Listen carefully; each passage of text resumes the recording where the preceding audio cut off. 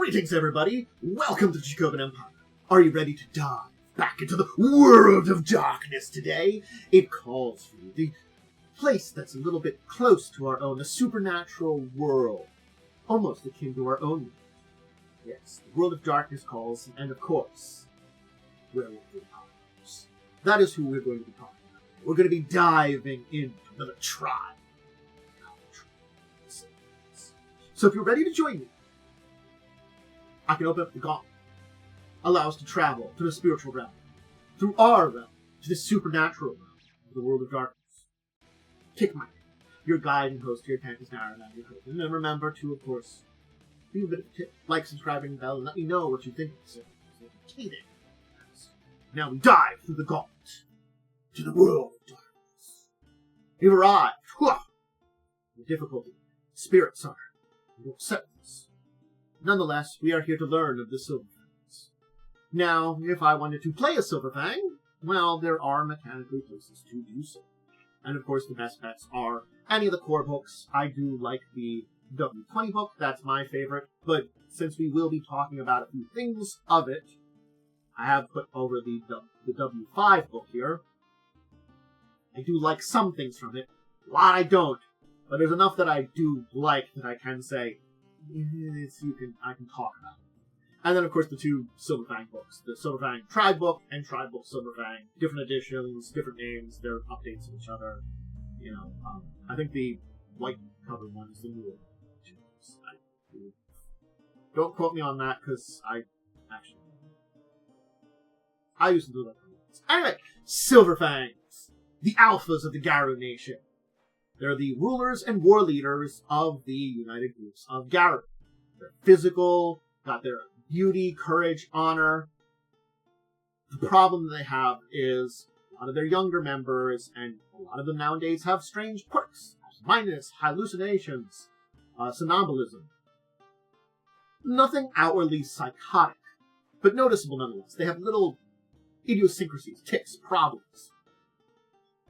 But they also have this deep, huge history as leaders of the Garou Nation that it is on their shoulders. A burden to bear. And a lot of Silver Fangs are way too proud to ever ask for help. Basically, their plight epitomizes the tragedy of Garou in general. They're proud, outwardly strong, they suffer from diseases of the spirit and mind. They've had problems with inbreeding, habanero, which is a kind of mental disease, another mental disease that was introduced in W5 we can talk about, which is Haugslock. Both of them problems for Garou to have. And this weakness is deep into the core of the foundation. So there are plenty of them that are trying to fix things, set things right, but it might be too late for them. Might be too late for the Silver Fangs. They might be doomed. So when we deep dive into their history, it certainly is difficult to get between myth, legend, all those kind of things. Silver Fangs have a number of myths that give different reasons for their ascendancies. Some say that Wolf himself rescued Gaia from death and was rewarded with an ivory coat. Others say Gaia, after creating the first Garou, designated leaders with a white coat. During this time, though, the Silver Fangs abated to a 7-year ban on their rule, granted them by Luna. Basically, Luna said, rule for 7 years. That's it. So you fix that. But then one Fang, Arik Mammoth Bold, circumvented this pledge. Circumvented this by pledging himself to Helos with his servant Falcon. Hey, their totem spirit, Falcon. Just mention that. Luna eventually forgave the Fangs for this transaction, but her wrath did strike the tribe. And when a Silver Fang would rule above the 7 years, madness would strike them.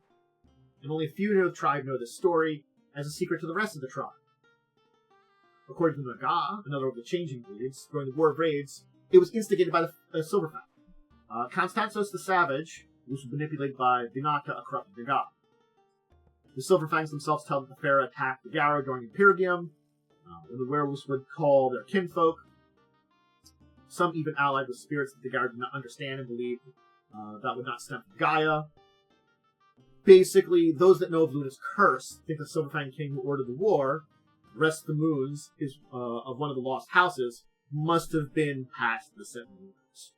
According to them, the war only ended when a successor stepped down voluntarily from the throne, appeasing Luna again. Yeah. It is known that Russia's sept, the sept of the Crescent Moon, ostensibly the oldest cairn in existence, was raised by Silver Fang theurges, and that have been in existence for millennia. It's also known that Silver Fangs tend to consider Russia their traditional homeland, as, there are a number of their groups that are around there, but they're not the only group. They have groups across the world. 10. They were often involved with the royals and noble families in that region since ancient days. They've also been active in human politics for centuries before that, having learned kinship and heredity from them millennia before. They were present in the royal families of Rome and Proto-Europe, battling vampires for control of the nations and glass-walkers for dominance in cities. As the century passed, they and their kingfolk married into Europe's royal and noble houses, guaranteeing they have a ready position to work at turning kingdoms and empires to their desires. Those places had a lot of problems with the noble class. Just keep that in mind. The Dark Ages. Rome fell. There was a melting pot of weaver and worm at worst, and the Silver Fangs prospered in the desperate nature of what remained after them. They used the isolated nation of these fiefs and villages to impose custody over them, having feudal lords feud between each other to keep them distrustful and unable to attend the needs of civilization, basically because then civilization would not despoil Gaia's treasure.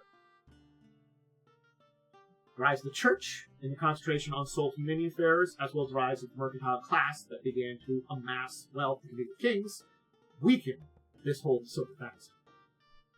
During this age, a mage aligned with the worm managed to share much of Falcon's brood with a powerful fetish and brought them to Perduratus, a level of black spiral labyrinth within Malphaeus, to sacrifice them. Silver Fangs managed to free him again, slaying multiple Banes, saving Falcon himself from corruption. So there is a little story during the Dark Ages that their totem almost got corrupted, but they went on an epic quest and managed to save it. Keeping them good for now. We're beginning to reach more of the modern age with the Victorian Age, of course, and the Pure Lands discovered, the Americas. Silver Fangs headed across there, eager to claim this new world for the Garou Nation. Native tribes didn't really necessarily like this, and there was a lot of struggle with it. Of course, this died down after the Storm Eater rose, and the tribes had to work together. We get to the American Revolution. Silver Fangs were divided, polarized into American and European camps. This followed the deterioration of the monarchy after the Enlightenment, and many Silver Fangs turned to outright leadership of mortals, to the oligarchic lineages and influence occurring from behind the scenes. So basically, they had been kind of outright in connections with this European style, and the Americans were more, we just do it from behind the scenes. So the European camp itself polarized itself in the 19th centuries. The Crimean War was rumored to be instigated by rival Silver Fang houses. And so the Silver Fangs squabbled amongst themselves. And the subject tribes spread their wings, expanding beyond their niches. There still were notable Silver Fangs during this period. The American theurge Isaiah Morningkill was concerned with getting the job done rather than tradition, but the tribe as a whole was ossifying, and they were the only ones that didn't realize the problems they faced. We get to modern age, the 20th century.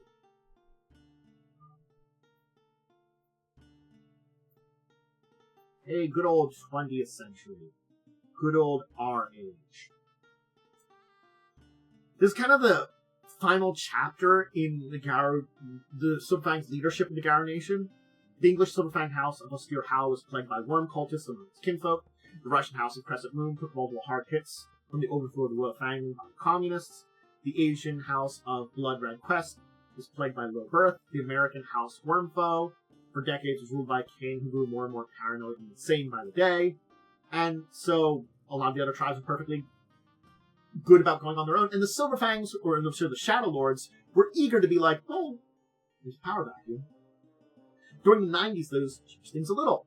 There were two young leaders that came to the forefront and have proven that the Silver Fangs aren't ready to slip completely into stagnation and fall apart. Baba Yaga, powerful vampire, plagued Russia, made a comeback. And through power of Zimi, a basically Russian dragon of worm tank. That's, a great dragon of the worm under Baba Yaga. That's pleasant. Anyway, the Russian Silver Fangs were at the forefront of the road, relying on other tribes and fighting as if heroes of old, taking hard losses, even treason among their war leaders, and ended with them victorious, and a young, strong-minded queen of the Crescent Moon throne, and a reinvigorated group of these Russian Silver Fangs. The queen is Tamara Tardovich, who's descended from their great leaders and their great heroes and Master Theurge, who fought on the war's front even after her uncle, House Leader, was slain. So basically, went through the shitter, came out as a big hero. In America, Jacob Morningkill, remember that guy?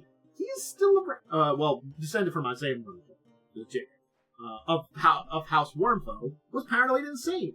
It was killed by Lord Ardake Iceclaw, a Russian Silver Fang, and Worm Agent. Wanted to have the throne for himself, corrupt the Silver Fangs even more. This was thwarted by Jonas Albrecht, an exiled great-grandson of Jacob Morningkill, who was in amongst the common tribes and taught them humility and toughness. Basically, he learned to be both a Silver Fang and to understand all the other tribes. And so he aided with his packmate, recovered the lost Silver Crown, a big tribe fetish. Very important, I will note, Silver Crown. Very important.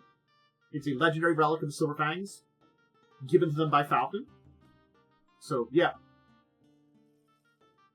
Who wears the Silver Crown has the right of kingship over all Garou. Basically, the High King wears it. They recovered the Silver Crown. And then ousted Arcade from the Oak Throne. He basically ascended to leader, and he's been very hands-on. Once he gets things done, restore the tribe's respect with the other tribes, rather than stand on ceremony. We'll talk a little bit about W5 here, we'll talk about it more, but there are some things here to talk about. The destruction of the Garou Nation, I'm going to put that out there. I'm okay with the Garou Nation kind of falling apart with it. I don't mind the more tribes or insular. That's not part of the storylines I'm on. That kind of feels like it's a much more individual track. I think that's fun. See many of the figures seem to blame at the point the Silver Fangs for basically leading the nation to its destruction. They were the leaders and culpable for the collapse and getting into, this terrible age as it was. And this resolved the strength of many Silver Fangs, who are calling for a reunifying of the tradition and trying to restart the nation, however it is. Either if it's in their own little part of the world or across the world. And be back at the top. Anyway, that's some interesting ideas there. Parts of the W5 I do kind of think interesting in the evolution. Let's talk the organizations in Silver Fang. So, Silver Fang is divided into lodges, houses, and camps. The lodges and houses are more important. The camps are there. We'll talk about it. But originally, houses are the most important thing. And originally, it was 13 houses formed back in the Russian tundra. Each house began with a mighty ancestor at dawn time, and it took many years for the house to declare itself as such, under leadership of the descendant of one of the original 13 Wolves of the Pale Tundra. These were the core alphas of the tribe long, long ago, who Luna bestowed the touch of silver. Basically, the first Garou ordained to lead. Therefore, each house has a single king or queen, who is ruler of their house's territory. 7 houses remain. The other 6 are gone. Each Silver Fang belongs to one of these remaining houses, and must join one of the 2 lodges after they complete a rite of passage. That's where lodges come. Each house has a single king or queen, rules their territory, but answers to the High King if there's one worthy of the Silver Crown. Each king is served by various lords who rule other septs and are usually elders in their own rights or heirs to the throne. There are also stewards who aid in coordination of packs in their territory. Of course, each pack has its own leader who may or not bear an additional title of a boom. Very royal. Noble kind of build. Talk about it. So 2 lodges, just to know, are the Sun Lodge and Moon Lodge. Sun Lodge is tied to Helios, concerned with worldly matters. Moon Lodge is tied to Luna, concerned with spiritual matters. I'm not going to go to too depths about any of the lodges and houses today, but I would say if you want to look into them a little bit more, a lot of books. Now, the houses that are... Whoops. Hit that one. The houses that survive right now, as I cycle through things to take a drink because I hit the wrong button, Yeah, I'll leave it on this one. It's fine. We'll just leave it on this one for a while. Anyway, whoops. The House of the Crescent Moon, which is the oldest, most prestigious house located in Russia. House of Wormfolk, the youngest, approximately one of the most, appropriately very brash, located in northeastern U.S. House of the Gleaming Eye is the internal police of the Silver Fangs, who hunt those who have been corrupted by the worm. They're in northern Europe, with traditional lands being France, Germany, Scandinavia. House of the Blood Red Crest is located in Southeast Asia, in decline because of low birth rates. The House Wise Hearts are Eastern mystics. House Unbreakable Hearth is ambassadors, emissaries for the Silver Fangs. They serve as middleman between the tribes, the rest of the nations, in Canada and Midwestern U.S. The House of the Obscure Howl is in seclusion, said to be tainted by the worm by House Gleaming Eye because they share kinfolk with the Pict, who were the White Howler, traditionally the White Howler / Black Spiral Dancer kin. Yeah, connected. Their queen and court has found sanctuary in the Scepter of the Tri-Spiral and the Fianna tribal kin. So basically, they connect up with kinfolk from a people that are traditionally connected with the corrupting tribes of the White Howlers / Black Spiral Dancers. So yeah, they've been kind of on the outs, the austere house. Who have we lost? House Golden Sky. Who led the Silver Fangs in ancient times, vanished outright when their rival, the Crescent Moon, turned to bloodshed. House of the Conquering Claw, a warlike one from the Mediterranean, the only house to thrive in ancient Rome, overwhelmed defeated by vampires, and most could not escape Harrenhal.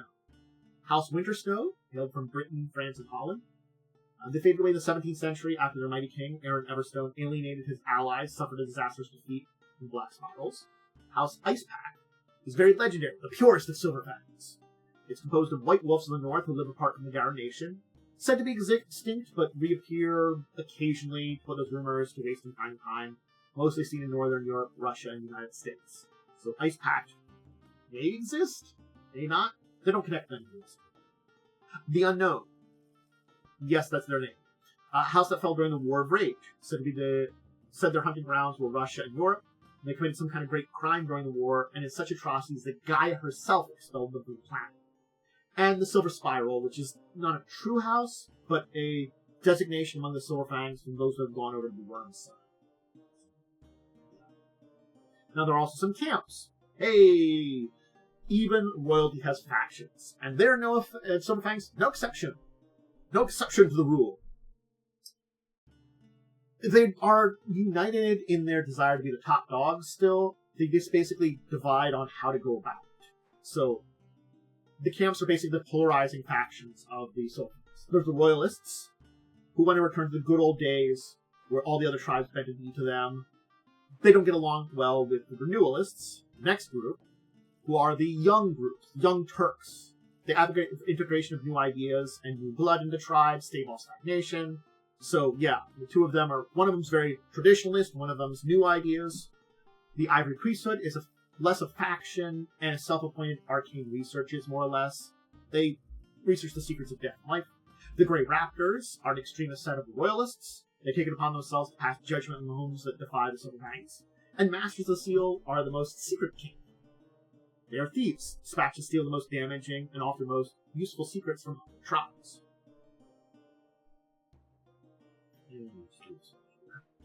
Let's do this one in all the cultures. So, family is very important. And they're heavily dominated by hominids, the Silver Fangs.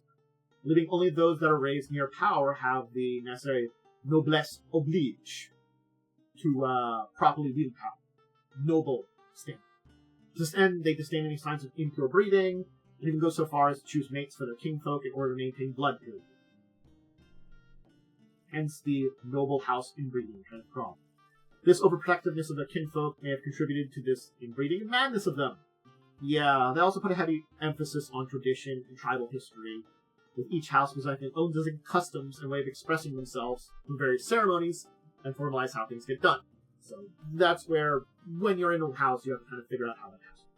The main cairns we know about are the RLC cairn in Russia, Scepter of the Crescent Moon in Russia, and of course Scepter of the Midnight Sun in Egypt. They have control of it. Although they have their own legends, the Divine Man right to the Brethren, basically Silver Fangs find that their attitudes are met with ridicule or scorn from other tribes, so they rely on realpolitik, managing to preserve whatever influence is left to them in the modern world and forging alliances with other tribes to secure themselves from rebels against Shadow Wars. Basically, realpolitik being an approach to politics and diplomacy, a way of going about it, circumstance factions, and ideology and stuff. It ties the Celestines, their totem ties them with Helios, and their nature to Luna. So they kind of mediate between these two extremes of Helios and Luna, and equilibrium to their true. Let's talk 5th edition. We gotta address the elephant in the room, so to say. So, 5th edition retconned a genetic component of Garou, basically removing this idea of inbreeding epidemic. Here's where I'm like, okay, sure, that kind of retcons a lot of things, but here's what I'm going to say. You could just as easy say that, you don't need direct genetic things. It could be there are so many people descended from werewolves now because of the hundreds and millions of generations that have gone, the so many generations that have gone by, that direct children, kinfolk, have a higher likelihood, but anybody can become it still. Again, this is just like they made it that anybody can become a werewolf kind of thing. You are a kin now. I'm, whatever. I think it removed a bunch of old stuff in the lore, and I think there was some interesting ideas that they could have had actual families that are Garou, but, that's maybe not as a high chance. Kinfolk don't necessarily matter as much, and kin could have been more of an extreme kind of thing. They could have all, it could have all been. Could have all been. Anyway, think about anything. So, yeah. They don't really have that inbreeding epidemic now in the Silver Fangs. It doesn't explain a lot of their stuff. They just have now, like, madness instead. Yeah. So the Harno, Hagalusk have just been kind of, if them, more or less, perhaps the curse that they had kind of gotten by Luna when they kind of pissed her off to begin with. It's kind of hard to say. Anyway, their mystically preserved Garou lineages are normally home to only a small number of kin at any given moment, and by and large only produce a tiny fraction of the world's total Garou. So more proportion of Silver Fangs claim heritage from one of these lineages, despite having no visible compulsion to join the tribe or their ancestors. Again, this seems like unnecessary things in a lot of ways. So basically, there still are like houses and the tribes and all that, all the stuff broken down there. It's just they made them kind of loosey-goosey. So it's sort of like they didn't remove stuff, but made it make not a lot of sense in a lot of ways, and made it just sort of be there, and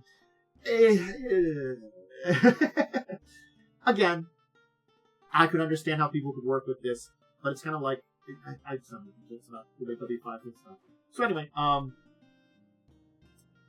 many Silver Fangs who do not belong to such lineage by blood might find themselves adopted by one. Anyway, it's far from rare in W5 from Silver Fang elders to adopt promising young Garou who've already joined the tribe or get pressured to do so in their new family, bringing into a proper Silver Fang culture. This is kind of stuff that I'm kind of also okay with in that kind of like adopting more and bringing more in. I think it's fine, also.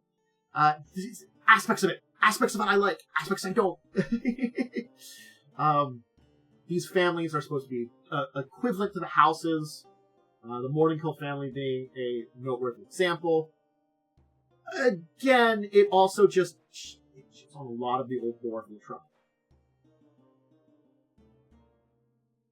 So yeah, and then we can see the hereditary aristocrats who kind of being looked down upon by the newer, younger members, the elders, wanting to stick with the old practices in this era, seeing that, like, they let things dwindle, they didn't practice right, and that was the reason the nation failed, rather than maybe the practice in the first place was the reason the nation failed. So it's that kind of juxtaposition of the traditionalists and resolutionists still, but again, my mess of things, I'll have to find out where all my stopping points are. I'll figure it out. That's the Silver Fangs. Again, Silver Fangs are very difficult and complex in a lot of ways because they are kind of a mess to begin with. And I think that is one of those things that there is a desire to fix a lot of that mess in W5 and the updates in this system. And they kind of were being fixed on their own up until W20, I think. There were directions that were being taken to fix a lot of that kind of mess of a lore that began with them. But I don't think the direction it was taken was really great. I gotta be honest. Again, it's my complaint that there's these nuggets of cool stuff in W5, and then they just don't use those nuggets really in a way I like. They kind of honestly shit on old lore and be like, we're just gonna use our nuggets and develop something our own. Where they could use those nuggets with old lore to make something cool. I think they did a lot better in V5. Even though I really did some stuff in V5. V5 felt like they shat on the old lore. I feel like they do that kind of. There are some problems with Werewolf. I'm not really some issues. It doesn't take a lot to. Werewolves do stupid stuff with inbreeding. You know, that could be a problem with their culture. It doesn't have to be removed. It's a dumb thing. It shows it has negative effects. Anyway, we'll leave it there. I do hope you enjoyed learning about this. They're, again, interesting group. I hope you did enjoy driving into them. If you want to see more of my stuff, remember to check out any of my stuff when I go live. Let us over on Twitch or put up stuff over on YouTube. The schedule goes up early in the week. That lets you know when I'm either live on the tabletop, doing kind of gaming kind of stuff, and random other stuff like that, doing live plays of shows, discuss tabletop Saturdays at 6, where I talk about news of the week and stuff, and also when I upload all my tabletop stuff over on the YouTube channel. Hey, the schedule is there, and that's on my Discord, my Blue Sky, my Twitter/X, and over on the community center of my YouTube. Social media is a great place to see updates, the schedule, changes, what's going on in the league, all those kind of things. Let me know my thoughts. Discord's the best. I try to put some stuff up on all the social medias, at least for big things. Anyway, let me know what you think about Silver Fangs. What do you think about some of these updates in W20 or W5? I'm interested too, and especially when the results of the Silver Fangs. Are there things that, when I talk about them, that they're like, that's a good change? Or do you think it's a bad change? I'm kind of like of a mixed opinion on some of them, certainly speaking, so I'm interested to feel what other people feel about the changes to Silver Fangs, especially with that. And what do you think about Silver Fangs in general? Have you played one? Or would this be inspire you to play? Let me know. Comments below. Alright, I'm going to go. Hope you had a great day. Until the next time, I bid all of you out there a deep and well farewell.